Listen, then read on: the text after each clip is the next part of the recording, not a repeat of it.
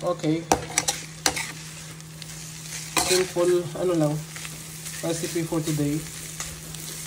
Leftover lechon manok. And then, ginawa kong sinuglaw. Yes.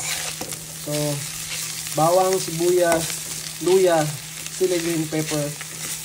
Tapos sinimay na lechon manok. Eto na. Optional, lagyan ko ng sili green para mas masarap. Yan lang.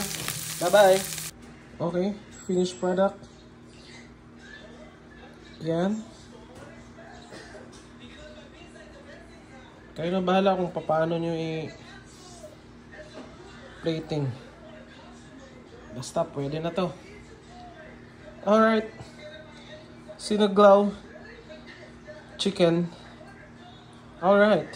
This is my version of chicken sinuglaw. Look at that. Isn't it? Nakakalaway. Anong kulang, men? Okay na yan. Let's go.